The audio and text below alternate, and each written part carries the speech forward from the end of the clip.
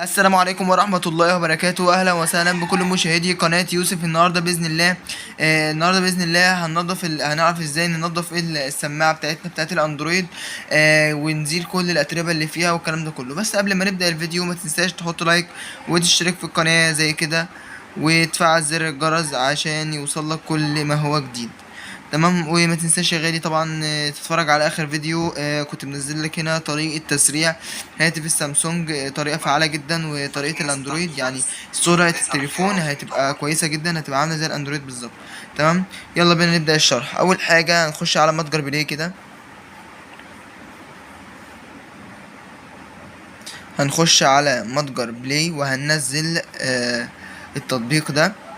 هننزل تطبيق كلير. هتكتب في البحث كلمة كلير، كلير ووف، كلير ووف. تمام. التطبيق اللي حضراتكم شايفينه ده. تمام. وبعد ما تثبته تقوم فاتحه كده بالطريقه دي. ركز في كل خطوه انا بعملها لك. تمام. حمل بس شويه. بس اول ما تفتح التطبيق هتلاقي الايقونه اللي انت شايفها دي، وهتلاقي شغال كده. تمام. لو قلبت في الهزاز والكلام ده كله هيعرفك الفولت بتاع بتاع لو عاوز تعمله فولت قد ايه الكلام ده كله. بس هو طبعا بيبقى متفعل لك وكده، فانت مش محتاج يعني. تمام. تبدأ بقى تعمل ايه؟ تقوم دايس على النقطة اللي في النص دي. ممكن تشوف طلبك ثانية وصل بس. فين. هيبقى بالطريقة ده كده، هيطلع كل الحاجات وهتلاقيه. بص،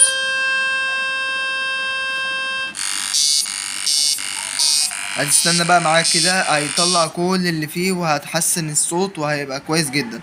بس اصبر معاه لغاية ما يكتمل 100%.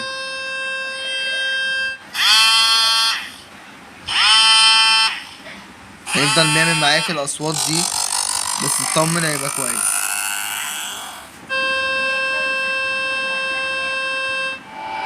اصبر معاه لغاية ما يخلص 100%. هتلاقيه، اصل الكاميرا هنا مش مبينة، هتلاقيه بيطلع أتربة كده لوحده. بس كده، هو كده اكتمل 100%. تمام. بس كده، هو ده الفيديو بتاع النهاردة. بس انت جربها بس وشوف هتعمل معاك ايه، هتلاقيها كويسة جدا. انا مش عارف اوضحها لكم ازاي، بس فعلا طلعت شوية اتربة اهي. بص، انا بحاول اوريها لكم يعني. بس انتوا هتجربوها بنفسكم وباذن الله مش هتندموا باذن الله.